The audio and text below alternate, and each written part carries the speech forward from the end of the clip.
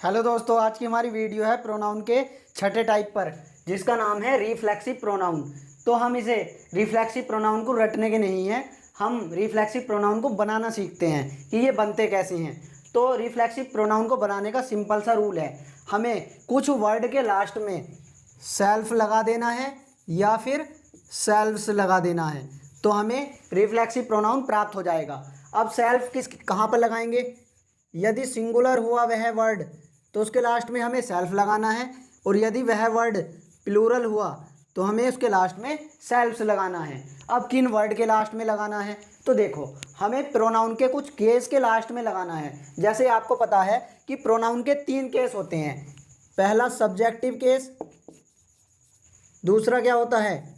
Objective case होता है,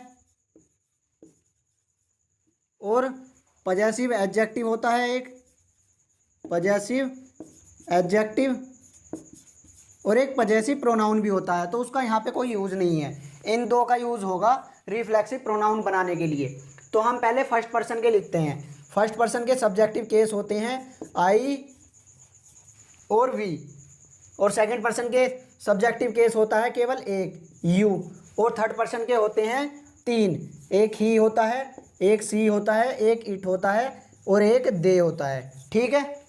तो आई का ऑब्जेक्टिव केस होगा मी और पजेसिव एडजेक्टिव माई, और वी का ऑब्जेक्टिव केस अस और पजेसिव एडजेक्टिव आवर, और यू का ऑब्जेक्टिव केस यू ही और पजेसिव एडजेक्टिव योर होता है।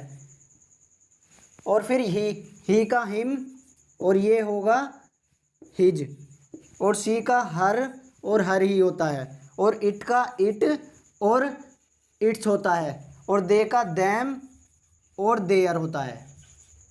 तो रिफ्लेक्सिव प्रोनाउन बनाने के रूल ये हो जाएंगे। रूल नंबर 1, रूल 1, फर्स्ट और सेकंड पर्सन के pronoun possessive adjective plus self या फिर selves is equal to reflexive pronoun. तो इस चीज़ का मतलब ये हुआ, रूल नंबर 1 ये कह रहा है कि हमें फर्स्ट पर्सन और सेकंड पर्सन के जो प्रोनाउन होते हैं, इन वाले प्रोनाउन के पजेसिव एडजेक्टिव में सेल्फ या फिर सेल्फ्स जोड़ देना है। ऐसा करने पर हमें रिफ्लेक्सिव प्रोनाउन प्राप्त हो जाएगा। तो फर्स्ट पर्सन और सेकंड पर्सन के प्रोनाउन कौन कौन से हैं?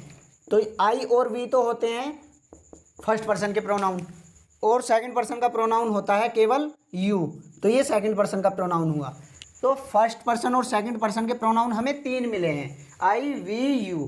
तो हमें इन तीनों प्रोनाउन के पजेसिव एडजेक्टिव में सेल्फ या फिर सेल्फ्स लगाना है रिफ्लेक्सिव प्रोनाउन प्राप्त करने के लिए। तो इन तीनों प्रोनाउन के पजेसिव एडजेक्टिव कौन होंगे? ये हो जाएंगे माई, आवर और योर। तो इनके ही लास्ट में हमें सेल्फ या फिर सेल्फ्स जोड़ देना है, तो हमें रिफ्लेक्सिव प्रोनाउन प्राप्त हो जाएगा। तो सबसे पहले हम माई उठाते हैं। अब हमें ये भी सोचना है कि हम सेल्फ जोड़ें इनके लास्ट में या फिर सेल्फ्स जोड़ें। तो यहाँ पे लिखा हुआ ही है कि जब प्रोनाउन सिंगुलर होगा तो हमें सेल्फ जोड़ना है, और प्रोनाउन प्लूरल होगा तो हमें सेल्फ्स जोड़ना है। तो यहाँ पे माई देखो किसका सब्जेक्टिव केस है? माई किसका होता है? आई का होता है। तो आई को यहाँ पे एज अ सिंगुलर काउंट किया गया है। ठीक, तो हमें यहाँ सेल्फ लगाना है। तो माई प्लस सेल्फ जुड़ के क्या वर्ड तैयार होगा? My self.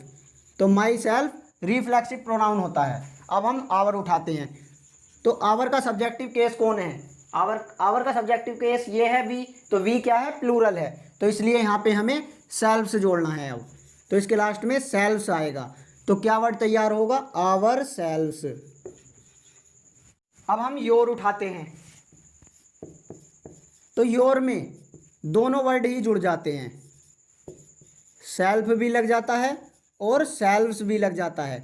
तो 2 वर्ड तैयार हो जाएंगे, एक तो योर सेल्फ और एक योर सेल्व्स।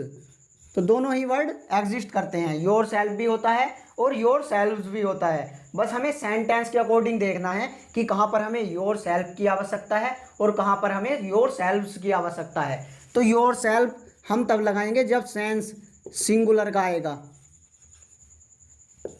और योर सेल्व्स तब लगाएंगे जब सेंस सेंटेंस में प्लूरल का आ रहा होगा। अब हम रूल नंबर 2 देखते हैं। फर्स्ट पर्सन और सेकंड पर्सन के प्रोनाउन से तो हमने रिफ्लेक्सिव प्रोनाउन बना लिए, अभी थर्ड पर्सन के प्रोनाउन भी तो रह रहे हैं जिनसे रिफ्लेक्सिव प्रोनाउन बनेंगे। तो देखो ये हैं थर्ड पर्सन के pronoun, he see it they, तो इनसे भी रिफ्लेक्सिव प्रोनाउन बनेंगे। बस इनसे थोड़ा सा चेंज हो जाएगा रूल, इनसे चेंज ये होगा, थर्ड पर्सन के प्रोनाउन के लिए फॉर्मूला ये हो जाएगा। थर्ड पर्सन के प्रोनाउन के लिए, थर्ड पर्सन के प्रोनाउन के लिए फॉर्मूला हमारा ये हो जाएगा। अब हमें थर्ड पर्सन के प्रोनाउन के ऑब्जेक्टिव केस में सेल्फ या फिर सेल्फ्स जोड़ना है, सेल्फ या फिर सेल्फ्स। आई बात समझ में? थर्ड पर्सन के प्रोनाउन के लिए क्या करना है, थर्ड पर्सन के प्रोनाउन के ऑब्जेक्टिव केस में हमें सेल्फ या फिर सेल्फ्स लगाना है। ऐसा करने पर हमें रिफ्लेक्सिव प्रोनाउन प्राप्त हो जाएगा, रिफ्लेक्सिव प्रोनाउन। तो देखो थर्ड पर्सन के प्रोनाउन यहाँ से स्टार्टिंग होगी, ही सी इट दे, तो इन चारों के ऑब्जेक्टिव केस कौन बनेंगे, ये वाले बनेंगे, हिम हर इट दैम। तो इन्हीं के लास्ट में हमें लगाना है सेल्फ या फिर सेल्फ। तो सबसे पहले हमने हिम उठाया, तो हिम किसका सब्जेक्टिव केस है, ही का, और ही क्या होता है, सिंगुलर होता है, इसलिए इसके लास्ट में सेल्फ लगेगा। तो ये हमें मिला हिम सेल्फ, हिम सेल्फ। इसी प्रकार हर आएगा दूसरा, हर भी सिंगुलर है तो सेल्फ लगेगा, हर सेल्फ। अब हर हो गया इट, इट भी सिंगुलर होता है तो इसमें भी सेल्फ लगेगा, तो ये हो जाएगा इट सेल्फ। अब लास्ट में है दैम, तो दैम किसका सब्जेक्टिव, मतलब दैम का सब्जेक्टिव केस कौन है, दे, तो दे क्या होता है, प्लूरल होता है, इसलिए दैम में सेल्व्स लगेगा, तो ये हो जाएगा दैम सेल्व्स, दैम सेल्व्स। तो दोस्तों ये जो वर्ड तैयार हुए हैं, my self, our selves, your self, your selves और him self, her self, it self, them selfs, तो इन्हीं वर्ड को रिफ्लेक्सिव प्रोनाउन बोला जाता है। अब आप स्क्रीनशॉट ले लीजिए, आगे हम और कुछ कॉन्सेप्ट समझते हैं और इनके रूल समझते हैं।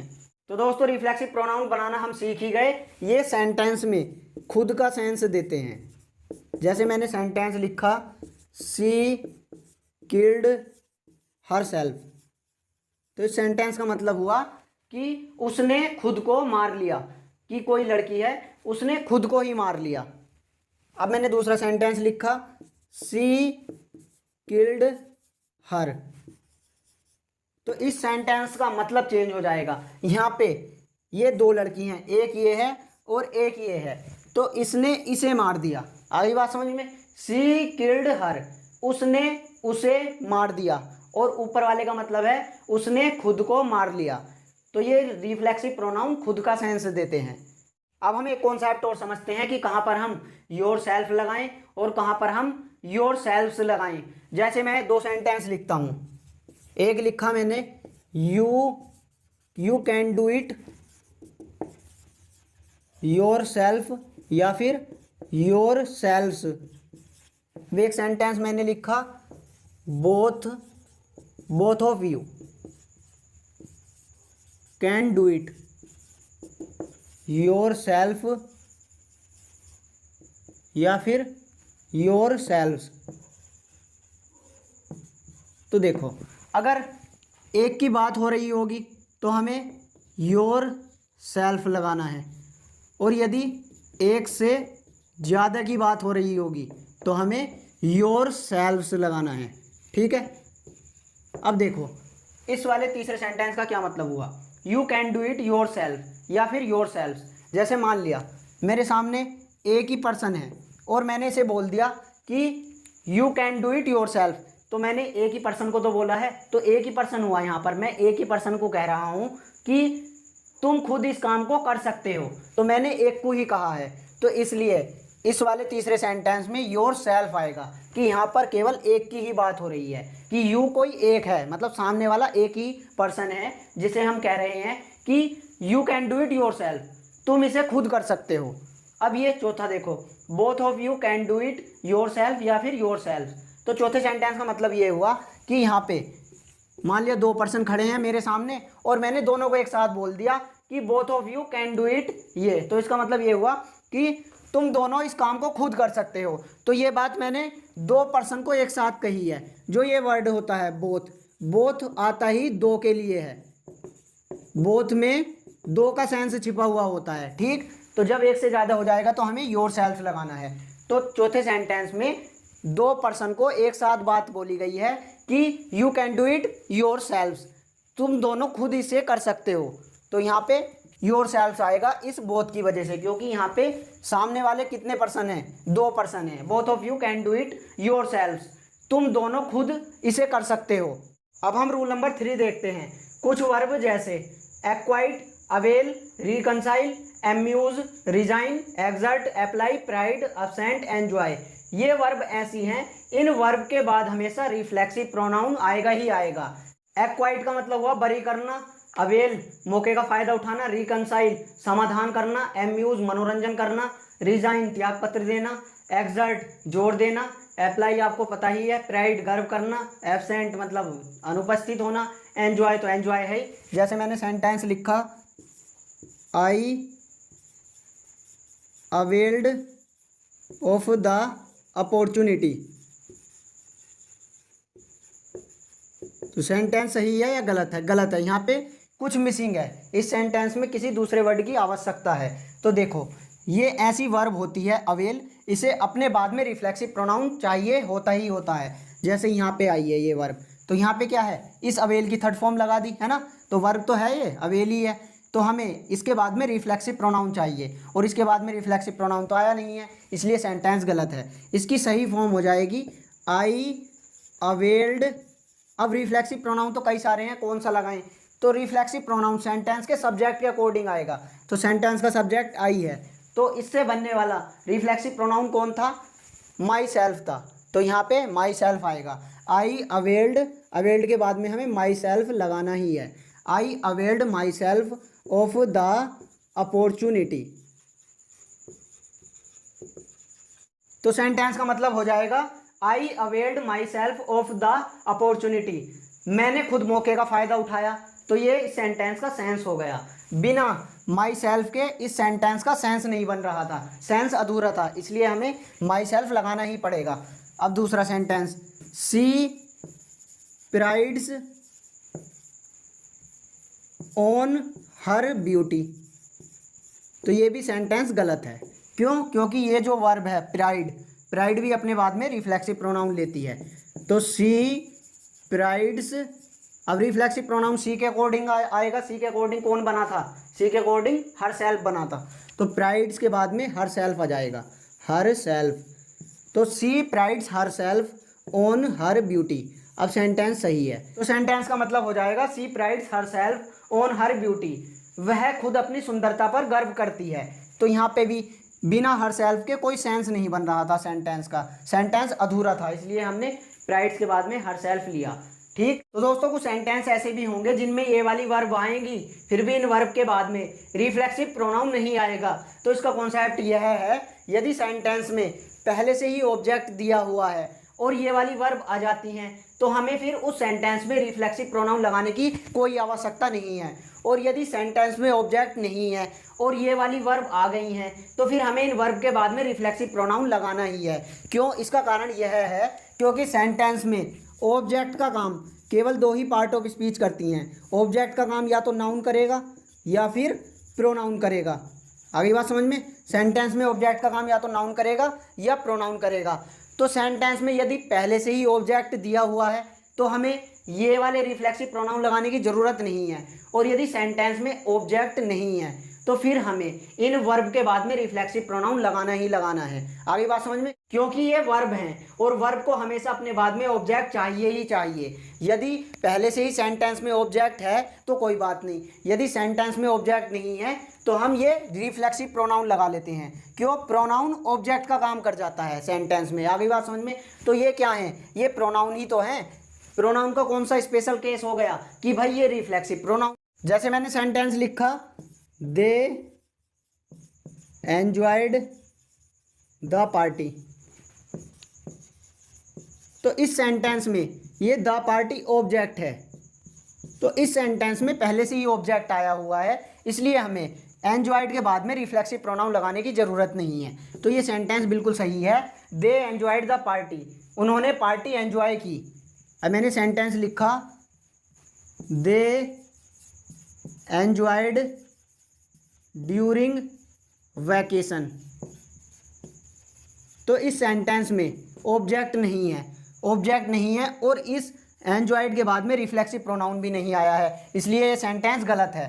तो सेंटेंस सही करने के लिए हमें एंजॉयड के बाद में रिफ्लेक्सिव प्रोनाउन लगाना ही होगा, ताकि इस सेंटेंस में ऑब्जेक्ट आ जाए कोई और इस सेंटेंस का कंप्लीट सेंस हो जाए। तो ये सेंटेंस क्या होगा, हमें अब एंजॉयड के बाद में रिफ्लेक्सिव प्रोनाउन चाहिए ही चाहिए। दे एंजॉयड और रिफ्लेक्सिव प्रोनाउन इसके अकॉर्डिंग आएगा, सब्जेक्ट के अकॉर्डिंग। दे से बनने वाला रिफ्लेक्सिव प्रोनाउन कौन था, देम सेल्व्स था, तो देम सेल्व्स। तो एंजॉयड के बाद में रिफ्लेक्सिव प्रोनाउन आ गया, क्या आ गया, देम सेल्व्स आ गया। दे एंजॉयड देम सेल्व्स और आगे को ये सेंटेंस ऐसे लिख दो, ड्यूरिंग वैकेशन। अब सेंटेंस बिल्कुल सही है, they enjoyed them selves during vacation, उन्होंने खुद वैकेशन के दौरान एंजॉय किया। अब आप स्क्रीनशॉट ले लीजिए, हम आगे रूल नंबर 4 देखते हैं। अब हम रूल नंबर 4 देखते हैं। रूल नंबर 4 में ये कहा गया है कि ये कुछ ऐसे वर्ड्स हैं जैसे कि keep, stop, turn, qualify, bath, move, rest, hide. इन वर्ड्स के बाद में कभी भी रिफ्लेक्सिव प्रोनाउन नहीं आएगा। जैसे मैंने सेंटेंस लिखा, you should keep your self away from bad boys. तो देखो इस सेंटेंस में कीप आ गया और कीप के बाद में रिफ्लेक्सिव प्रोनाउन आ गया, इसलिए ये सेंटेंस गलत है, क्योंकि कीप के बाद में रिफ्लेक्सिव प्रोनाउन की कोई आवश्यकता है ही नहीं।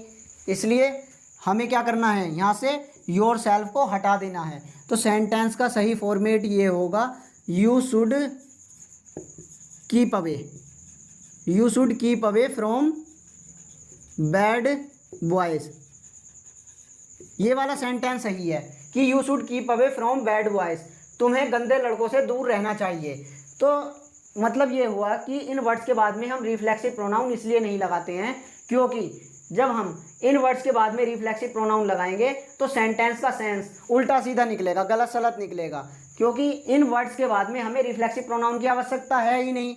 इसलिए हम इन वर्ड्स के बाद में रिफ्लेक्सिव प्रोनाउन नहीं लगाते हैं। जैसे हम मान लिया यहाँ पे रिफ्लेक्सिव प्रोनाउन लगे रहने दें तो क्या निकलेगा sense, you should keep your self away from bad boys, तुम्हें खुद गंदे लड़कों से दूर रहना चाहिए। अब हमने इसका सेंस निकाला, तुम्हें गंदे लड़कों से दूर रहना चाहिए, तो कौन सा सही लगा बोलने में, ये वाला सही लग रहा है, इसलिए ही हम इन वर्ड्स के बाद में रिफ्लेक्सिव प्रोनाउन नहीं लगाते हैं। एक सेंटेंस और लिखा मैंने, he hide himself in the room. अब एक सेंटेंस मैंने लिखा, he hide in the room. दोनों का सेंस निकालो। अगर हम पहले का सेंस निकालेंगे तो पहले का सेंस निकलेगा वह खुद कमरे में छिप गया, और दूसरे का सेंस है वह कमरे में छिप गया। तो कौन सा बोलने में ठीक लगा, ये वाला ठीक लगा।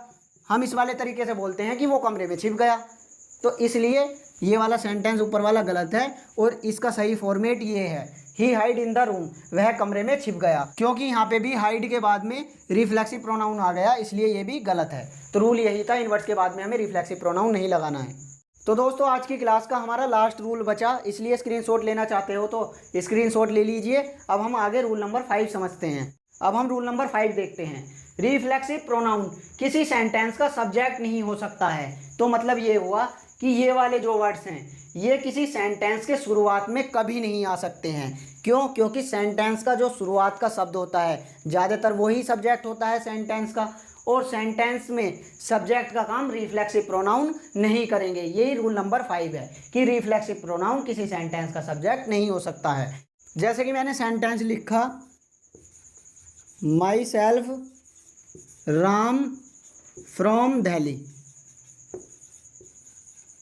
तो इस सेंटेंस का शुरुआत का शब्द ही रिफ्लेक्सिव प्रोनाउन आ गया, मतलब इस सेंटेंस के सब्जेक्ट के स्थान पर रिफ्लेक्सिव प्रोनाउन आ गया। और रूल यह कहता है कि किसी भी सेंटेंस का सब्जेक्ट रिफ्लेक्सिव प्रोनाउन नहीं हो सकता है, इसलिए यह सेंटेंस गलत है। इसकी सही फॉर्म यह होगी कि I am Ram from Delhi, ये इसकी सही फॉर्म है, I am Ram from Delhi, मैं राम हूँ दिल्ली से। अब मैंने एक सेंटेंस और लिखा, yourself and he reached there in time. तो इस सेंटेंस का सब्जेक्ट कौन है? यहाँ से यहाँ तक इस सेंटेंस का सब्जेक्ट है। तो देखो सेंटेंस के सब्जेक्ट के स्थान पर क्या आ रहा है? रिफ्लेक्सिव प्रोनाउन आ रहा है, इसलिए ये भी सेंटेंस गलत है। इसकी सही फॉर्म क्या होगी? इस सब्जेक्ट को सही बनाओ तो क्या हो जाएगा? योर सेल्फ की जगह पर यू आएगा, मतलब सब्जेक्ट के स्थान पर सब्जेक्टिव ही केस आएगा। आई बात समझ में नहीं आई? यू सब्जेक्टिव केस होता है तो सब्जेक्ट के स्थान पर सब्जेक्टिव केस ही आते हैं। तो योर सेल्फ का यू हो गया, एंड और ही तो पहले से ही सब्जेक्टिव केस है तो ये तो सही है। तो योर सेल्फ एंड ही की सही फॉर्म होगी यू एंड ही, और आगे को सेंटेंस लिख दो ये रीच्ड देयर इन टाइम। अब सेंटेंस बिल्कुल सही है कि you and he reached there in time, तुम और वह वहाँ समय पर पहुँच गए। दोस्तों हम एक सेंटेंस काफ़ी बोलते हैं अपना इंट्रोडक्शन देते हुए, जो कि बिल्कुल गलत है बोलने में। जैसे हम अपना इंट्रोडक्शन एकदम से इस टाइप से दे देते हैं, hello my self Mohit Kumar. ये इस टाइप के इंट्रोडक्शन आपने सुने भी होंगे, फिल्मों में देखे होंगे, नाटकों में देखे होंगे कि hello my self Rajesh Mehta, hello my self ये, माई सेल्फ वो। तो इतने बड़े लेवल पर जब हम इस सेंटेंस को सुनते हैं तो हमें ये लगता है कि यार ये सही होगा। जब इस सेंटेंस को सेलिब्रिटी बोल रहे हैं, स्पोर्ट्समैन बोल रहे हैं, तो हमें सही लगने लगता है और हम कॉपी करने लगते हैं उनकी कि ये सेंटेंस सही होगा। लेकिन यह सेंटेंस सही नहीं है, क्योंकि इस सेंटेंस में ग्रामर के रूल का उल्लंघन होता है। इसका सही रूप क्या होगा? तो गलत क्यों हुआ? गलत इसी वजह से हुआ क्योंकि रिफ्लेक्सिव प्रोनाउन सेंटेंस के शुरुआत में आ गया, और रूल यही है कि रिफ्लेक्सिव प्रोनाउन किसी सेंटेंस के शुरुआत में नहीं आ सकता है, किसी सेंटेंस का सब्जेक्ट नहीं हो सकता है रिफ्लेक्सिव प्रोनाउन। तो इसकी सही फॉर्म यह है कि हेलो आई एम मोहित कुमार। तो ये तरीका सही है इंट्रोडक्शन देने का। या एक तरीके से और इंट्रोडक्शन दे सकते हैं जिसे हम बचपन से बोलते आए हैं कि hello my name is Mohit Kumar, my name is Mohit Kumar. तो दोस्तों इंट्रोडक्शन देने के नज़रिए से ये वाला सेंटेंस भी सही है और ये वाला सेंटेंस भी सही है, लेकिन ऊपर वाला सेंटेंस गलत है। तो आज से आपको इस टाइप से इंट्रोडक्शन नहीं देना है कि हेलो माई सेल्फ मोहित कुमार, तो ये बिल्कुल गलत है। यदि आपको अपना इंट्रोडक्शन देना है तो आपके पास दो तरीके हैं, या तो आप ऐसे बोल सकते हो कि hello I am Mohit Kumar, या फिर ऐसे बोल सकते हो hello my name is Mohit Kumar. दोस्तों इधर ये कुछ सेंटेंस लिखे हुए हैं, इनमें हमें एरर ढूंढनी है। तो पहला sentence, put you in my position and you will realise the problems faced in my profession. तो कहाँ पर गलती है? देखो ये जो वर्ड आया है पुट, पुट को अपने बाद में रिफ्लेक्सिव प्रोनाउन चाहिए होता है, तो यू की जगह पर यहाँ पर हम योर सेल्फ लगाएंगे। योर सेल्फ इस वजह से लगाएंगे क्योंकि एक ही पर्सन की बात हो रही है यहाँ पर। तो गलती यही है कि यू की जगह पर क्या होना चाहिए? यू की जगह पर यहाँ पर योर सेल्फ होना चाहिए, योर सेल्फ। अब सेंटेंस ठीक हो जाएगा, put yourself in my position and you will realise the problems faced in my profession. खुद को मेरी जगह पर रखकर देखो, तुम्हें मेरे प्रोफेशन की समस्याओं का सामना करने का एहसास हो जाएगा। अब दूसरा sentence, the poor man poisoned him and his own children. तो यहाँ पर गलती है, हिम की जगह पर हमें हिम सेल्फ चाहिए। हिम सेल्फ लगा के सेंटेंस का सेंस ठीक हो जाएगा। तो सेंटेंस हो जाएगा, the poor man poisoned himself and his own children. गरीब आदमी ने खुद को और अपने बच्चों को जहर दे दिया। ये जो होता है पॉइजन, पॉइजन का मतलब होता है जहर, तो ये तो हुआ नाउन, और पॉइजनड का मतलब हो जाएगा जहर देना, जहर देना। तो ये हो जाएगी वर्ब। आगे बात समझ में? अगर खाली पॉइजन है तो मतलब नाउन, और पॉइजनड है तो वर्ब। अब तीसरा देखते हैं, he bathed himself in a river. अभी अभी हमने रूल में पढ़ा था कि ये बात ऐसी वर्ब होती है, इसे अपने बाद में रिफ्लेक्सिव प्रोनाउन नहीं चाहिए, तो यही गलती है। इसके बाद में रिफ्लेक्सिव प्रोनाउन आ गया तो यहाँ से हिमसेल्फ को हटा दो तो सेंटेंस सही हो जाएगा। ही बाथड इन अ रिवर, वह एक नदी में नहाया था। फोर्थ नंबर का देखते हैं, my self and he will manage everything. तो इस सेंटेंस के शुरुआत में ही रिफ्लेक्सिव प्रोनाउन आ गया, और रूल यह था कि सेंटेंस के शुरुआत में रिफ्लेक्सिव प्रोनाउन कभी नहीं आएगा, तो यही गलती है। तो हमें क्या करना है, यह स्थान यहाँ से यहाँ तक स्थान सब्जेक्ट का है, तो यहाँ पर सब्जेक्टिव केस लगाओ। तो ही तो सब्जेक्टिव केस है, तो माई सेल्फ का सब्जेक्टिव केस लगाओ यहाँ पर। तो माई सेल्फ का सब्जेक्टिव केस होता है आई, तो सेंटेंस ठीक हो जाएगा। तो आई रख दो माई सेल्फ के स्थान पर। I and he will manage everything, मैं और वह सब कुछ मैनेज कर लेंगे। अब पांचवा sentence, many women reconcile to the demands of their in laws. तो देखो ये ऐसी वर्ब है रिकनसाइल, इसे अपने बाद में रिफ्लेक्सिव प्रोनाउन चाहिए ही चाहिए। तो हमें क्या करना है, रिकनसाइल, रिकनसाइल के बाद में रिफ्लेक्सिव प्रोनाउन लगाना है। कौन सा रिफ्लेक्सिव प्रोनाउन लगाएं, क्योंकि सेंटेंस का सब्जेक्ट क्या है, वुमेन है, मतलब गर्ल्स है। तो गर्ल्स का कौन सा प्रोनाउन था, सी, और सी से रिफ्लेक्सिव प्रोनाउन कौन बन रहा था, हर सेल्फ बन रहा था। तो रिकनसाइल के बाद में हर सेल्फ लगाना है, यहाँ पर हर सेल्फ लगाना है, तो सेंटेंस सही हो जाएगा। तो सेंटेंस हो जाएगा many women reconcile herself to the demands of their in laws. काफ़ी वुमेन अपने ससुराल वालों की डिमांड्स का खुद ही समाधान निकाल लेती हैं।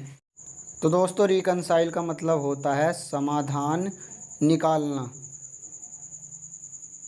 और इन लॉज का मतलब होता है ससुराल वाले। तो दोस्तों यदि वीडियो पसंद आई तो वीडियो को लाइक कर दीजिए। मिलते हैं नेक्स्ट वीडियो में।